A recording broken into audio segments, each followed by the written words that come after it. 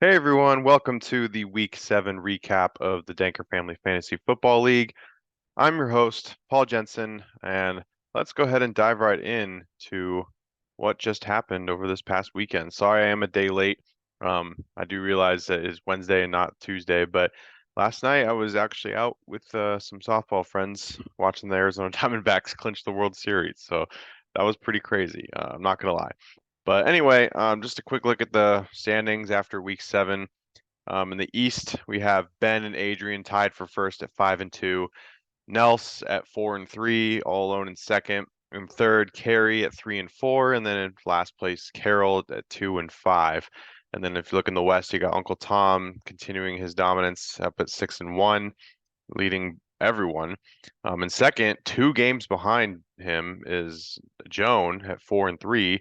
And then you got John Lopp at 3-4, Garrett at 2-5, and myself bringing up the rear at 1-6. And then just a quick look to it, just some key stats. Tom, Ben, and Joan are all above the 900 mark for points for, whereas John, myself, Carol, Carrie, and Adrian all have yet to even hit the 800 mark so far. And then points against, Adrian, only 694 points against.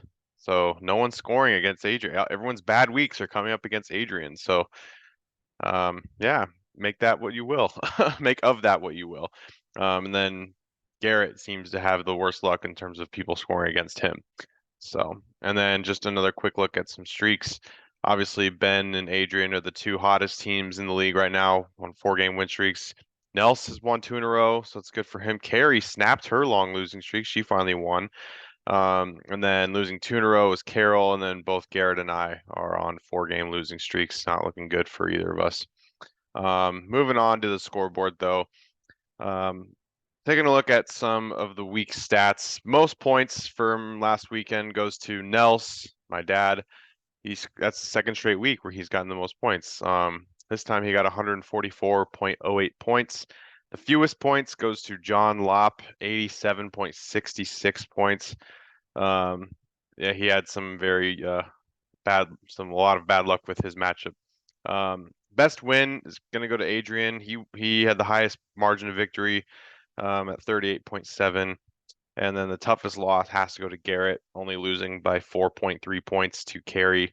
And with that being said, by default, Carey kind of has the luckiest win. I mean, I wouldn't even say by default, honestly. I shouldn't have said that. Carey had the third lowest score of everyone in the entire group. Third lowest, yet she won. And she only won by 4.3 points too. So, and not even to the lowest score. She lost to the second lowest. Sure, she beat the second lowest score. So yeah, it's just a pretty lucky win there. All right. Now going on to the matchups here, just kind of quick breakdown um of what went on. Obviously, I played my dad and Nels was able to beat me. This was a bad weekend for me. Not just obviously with my team, but with my predictions. I only got one matchup right in my predictions. I went 1-4 this weekend. Um, but yeah, and I probably could have picked my dad. I decided to go optimistic and pick myself, but nah, it's I'm just gonna forget me. Anyway, looking at some of the best performances, I picked up Deontay Foreman pretty late over the weekend, and that was great pickup. He got me 33 points. Very nice job there. Jerome Ford got me 17 points before he got hurt.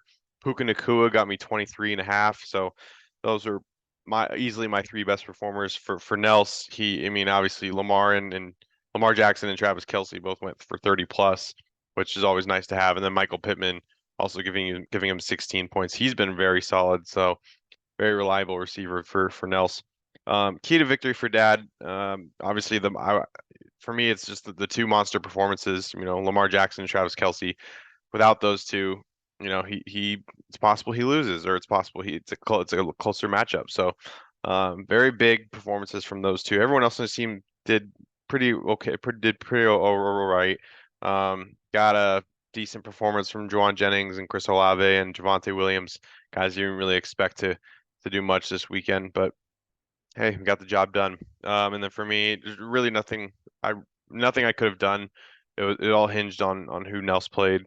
I only had 3 players in total overperform, and it was the 3 I mentioned in Puka, Foreman, and Ford. Very interesting. Usually my running backs have been the ones that have been letting me down all season. This time my running backs were pretty much them and Puka were the only ones who were helping me out. Tua had an off night. Devontae continues to struggle. My tight end, Kyle Pitts, didn't do well. Keenan Allen had an off night. 49ers defense didn't do well either. So yeah, just overall not looking good. And then looking at the bench, yeah, you got some good performances from Najee Harris and Terry McLaurin. For Dad, nothing really he could have done differently. Obviously, I mean, Dolphins defense. I mean, even if even that wouldn't have made a difference. He would have won either way. But moving forward, I mean, for me, it's not looking good. Like I have a 2% chance to make the playoffs in this league. So the only chance I have would be to just win out, and I don't see that happening, unfortunately, unless something crazy happens. So, um, is it time for me to wave the white flag on the season? Is it time for me to just accept the fact that I'm the worst team in our league this year? We'll see. Time will tell. For Dad, players coming back from a bye. Tony Pollard's going to come back from a bye. Adam Thielen will be back from a bye, and then Deebo Samuel might be healthy, and then James Conner's still going to be out for a few more weeks. But look for the guys coming off of injuries and coming out of byes to give Nelson a much needed boost, especially giving him the ability to start Tony Pollard back at running back, so he doesn't have to deal with that thin running back group. And then also just Adam Thielen, he's been great this year. Probably having him replace Juwan Jennings or one of the two receivers and bumping him down to flex. So that's kind of the outlook for Nels moving forward. Looking on their second matchup, Joan versus Ben. I predicted this one wrong as well. I thought Joan would win in a close one. It looks like Ben pretty much ran away, or not ran away with it, but he won comfortably. Uh, for Joan, I mean, obviously Josh Allen did great, Christian Kirk, George Pickens, Darren Waller, those are her top performers. Darren Waller finally, my tight end worked in your favor. For Ben, I mean, Christian McCaffrey and Travis Etienne, probably the best running back group of anyone in our league. So yeah, that always works for Ben. And then even AJ Brown, who's been killing it, Jacoby Myers, who's been very consistent. Even Greg Joseph, the kicker, got 11 points. Whenever you get a kicker in double digits, take it. That's a win. Um, obviously for Ben, the majority of his team overperformed. He only had really a few bad performances. Jordan Love, Calvin Ridley, Cole Kmet, and the Packers defense. And then everyone else did pretty well. So it's always good when most of your team pretty much does their job. For Joan, it was a little tough. Obviously the majority underperformed, but on top of that, the running back group really let you down this weekend. Madison, Mostert, and Eckler. If two of them hit their projections, then it's very possible that you would have beat Ben. But unfortunately, Mostert just had a bad night, and then Madison kind of went back to what he looked like early in the season, and Austin Eckler has been struggling to get back up to where he was week one. So coming off that injury. So and yeah, it's just overall, you had a few good performers for Joan, but not enough. And then, obviously, it was kind of hard because I felt like you were playing it right, but having the receivers like Kendrick Bourne and Joshua Palmer on your bench doing pretty well, yeah, that always stings when it's like, oh, you could have just played them, but I mean, who would have guessed that? Moving forward, though, I feel like Joan, Mom, you shouldn't worry too much about your running backs after this weekend. It was just kind of a bad luck weekend for all three of them. I think they're all going to bounce back. Madison's going against the Packers defense, who can't stop the run at all. Raheem Mostert's going up against the Patriots, and when he faced the Patriots in Week 2 this season, Raheem Mostert went for 25. So I think I kind of expect him to bounce back. And then Austin Eckler is playing the Bears defense next week, and the Bears run defense is pretty subpar. So I feel like you have a good shot for all three of your running backs to bounce back. So I wouldn't worry too much about them. And then with that all being said, is Mom's team moving forward? Does she have like a surprise, you know, the potential surprise team, right? I mean, I feel like, Josh Allen's a good quarterback. Obviously, I think he's been the best, most consistent quarterback in all fantasy football. And, if the running backs can stay more consistent, and if Christian Kirk continues to play really well, which he has been, he's actually been playing a lot better than Calvin Ridley more recently. So we'll see. And then same thing with Waller and Pickens, and even then Garrett Wilson coming off the bye. She's the Cowboys defense. I mean, like, yeah, I feel like Mom's kind of got like a sneaky, scary team if everyone can hit can do what they can. So um, yeah, we'll see how it goes for her the rest of the season. And then for Ben, the tight end situation's tough to gauge. I mean, obviously Cole Kmet has been a little bit more productive than David Njoku throughout the entire year, but they're both pretty much like middle of the pack tight ends as far as fantasy value. So it's always hard to know which one to play, and that this was just kind of bad luck of the draw, but it didn't matter either way because you won. Um, and then maybe potentially try to think of getting a new quarterback since Justin Fields still hurt and he still might not play next week against the Chargers. So and Jordan Love just has not looked good at all, and the Vikings defense has played pretty well the last couple of weeks. So who knows? Maybe they're taking a turn, and I just wouldn't trust Jordan Love against the Vikings defense. So that's probably a big question for Ben moving forward. And is Calvin Ridley starting to show the signs of decline? Like, is he someone to think about benching or not playing as much? Chris Godwin, I mean, he hasn't gone off, but he does have a high floor, so he's a guy that will consistently give you, low double digits minimum, and who knows, and he could go off. I mean, I know it's a quick turnaround for him on a Thursday night game, but we'll see how that goes for Ben moving forward. On to the third game, the only one that I predicted right, Tom versus Carroll. I predicted Tom would win, and he did. For Tom, obviously Patrick Mahomes having a 30-plus point game, Tyreek Hill doing his thing, getting 25 points, and TJ Hawkinson basically getting 20 points. I mean, it was 19.6, but rounding up, he got 20 points. So those are his three performers. For Carroll, Jalen Hurts did pretty well. Her two running backs, Rashad White had a good game.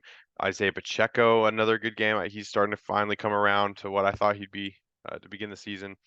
And even the Ravens defense, defense giving you double digits, always take that. So, and they did pretty well against the hot Lions offense going into last week. So, yeah, those are all of her good performers. Key to victory for Tom, though, I'm just gonna say it, he got carried by by those three performers, by Mahomes, Tyreek Hill, and TJ Hawkinson. The rest of the team was kind of subpar. I mean, like, yeah, like the Bills defense only gave you 1 point. Christian Watson wasn't good. Ayuk didn't had a down game. Your two running backs, your two running backs were usually pretty great. Like they combined for 18.2 points, which it's very rare for Tom. He's usually just dominating these matchups. So, but yeah, it was just the three key guys in Mahomes, Hill, and Hawkinson that really carried you forward. And then for Carroll, only two players overperformed their projections this week. That was the Ravens defense and Rashad White. Everyone else, even Hurts, even though he did well, he under projected or he under hit his projections. So yeah, it's never well when it never bodes well when only two players are over your projection usually. And yeah, like there's really nothing else she could have done on her bench that would have made up any sort of difference. Even if she had played Romeo Dobbs instead of one of her other receivers or flex, it wouldn't have mattered. It wouldn't have made up the difference.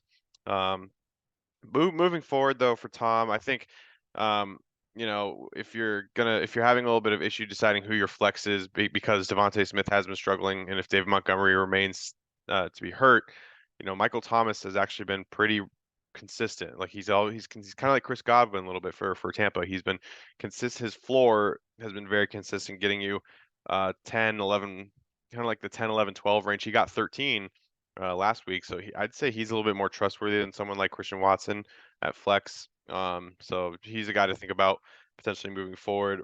And obviously, it would just that could easily be answered if David Montgomery comes back, right? If he's healthy enough to play, I think he's a pretty obvious play at flex or even running back if you want to, move Josh Jacobs down because he's been kind of struggling a bit too. And then for Carroll, the players that are returning from buys should kind of provide a much needed boost. Jamar, when your top receivers out, Jamar Chase, when one of your top running backs is out. I know both your running backs did well, but it kind of hurt you in the flex spot. So when you have Chase and Mixon coming back, that should really help. And even Nico Collins, playing a young Panthers defense next week. So who knows how good they'll look next week.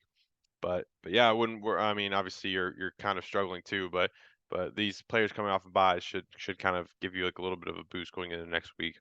And then looking at the fourth matchup, John versus Adrian, I predicted that John would win. I was dead wrong. And obviously, as you can tell, only two players for John did well. It was Alvin Kamara, who's been very good, very consistent his first 4 games back, and Saquon Barkley, who had a really nice game too. But that's it. Everyone else, even Justin Herbert, had a really bad game. Almost everyone other than Kamara and Barkley had single digits except Herbert. He had 10. So yeah, it doesn't really bode well when you only have 3 players total getting you double digits. And then for Adrian, it's quite the opposite. He had only 2 players not get double digits, and that was Sam Howell, his quarterback, and Justin Tucker. And even then, the kicker got 8 points, which he hit his projection. So um, yeah, like Adrian, Ramondre Stevenson had back-to-back good games. Gus Edwards had a great game. Mark Andrews, just every Raven really had good games. Stephon Diggs did his thing. Yeah, so even the Eagles defense giving you 11 points. So there you go. Key to victory, like I said, only 2 players in single digits for Adrian. And then pair that with when only 2 players for John get double digits. Um, yeah, and this is kind of like the downside, the double-edged sword of having that depth. Because if you look at John's bench, his bench almost outscored his starters. Like when you have so many good options on your bench, yes, it's a good thing because it's like, oh, you have options, but it also can result in things like this and outcomes like this where you have great performers on your bench who you just depending, and it's hard to predict, right? Because matchups and stuff. But Jonathan Taylor's a solid running back option, but you have 3 other ones, and obviously no one would have seen Bijan Robinson, getting sick and getting you only zero point 0.3 points. Like that was just incredibly you know bad luck on your end. And then Cooper Kupp not getting anything. Tyler Lockett. When DK Metcalf went down, you're probably like, oh yeah, I'll start Tyler Lockett instead of Jalen Waddle. Yeah, that didn't work out. Or even Jordan Addison if you could start him. But yeah, it looked kind of weird too because it's like he's playing the 49ers defense and you thought they would have bounced back after that loss against Cleveland, but no.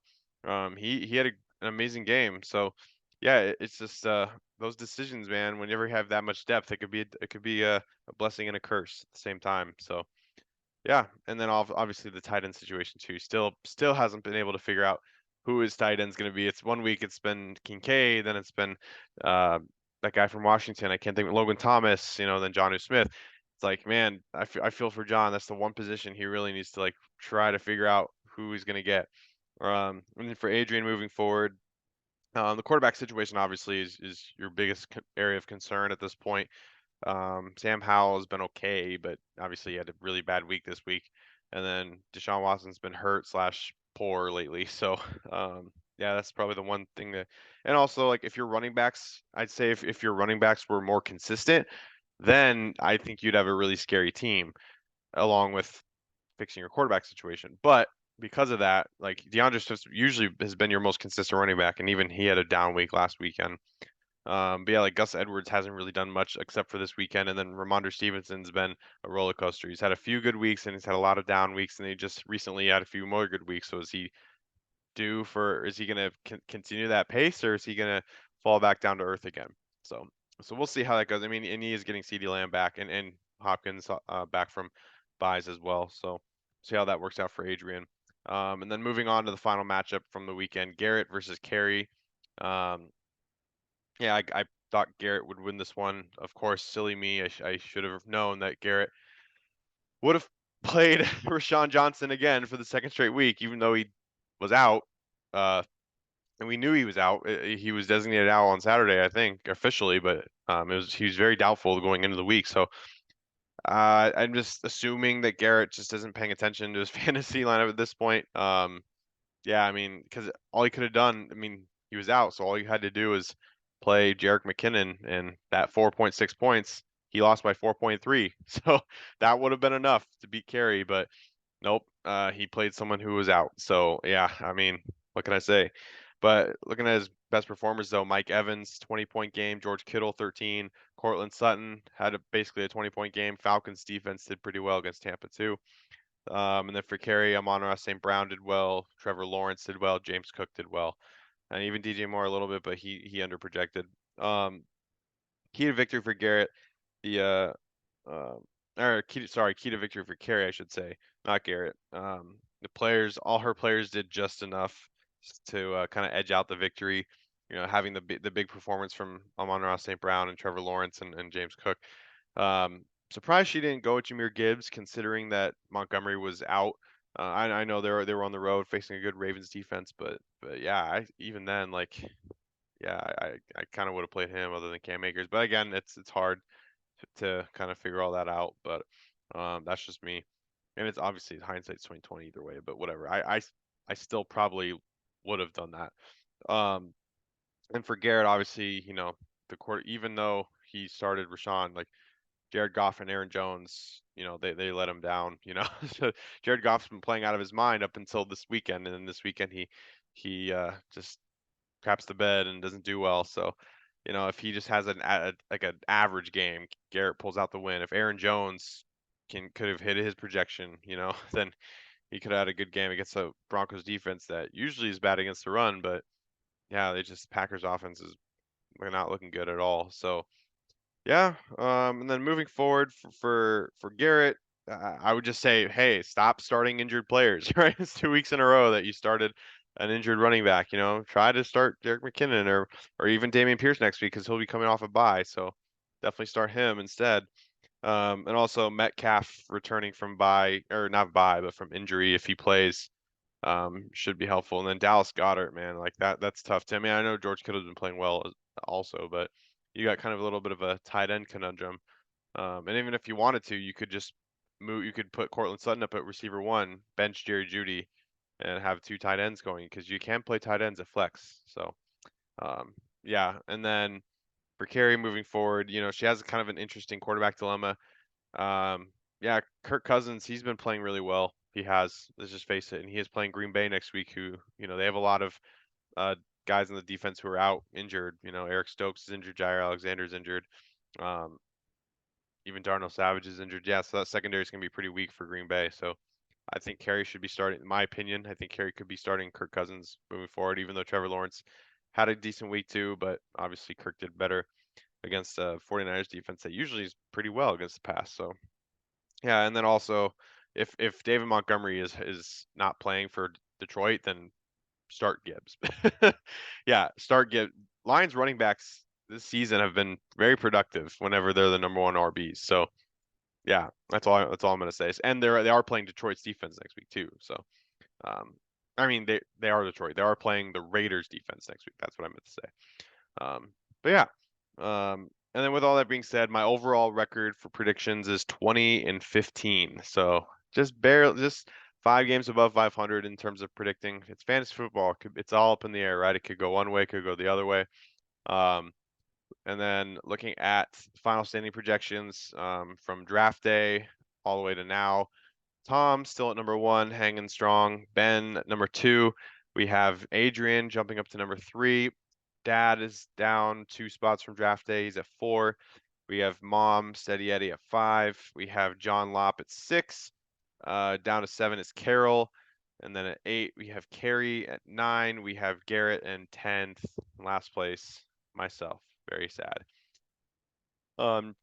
Trending up from draft day, obviously Ben's been the biggest surprise since draft day, at least according to ESPN, up 8 spots, and then Adrian up 3 and John up 2.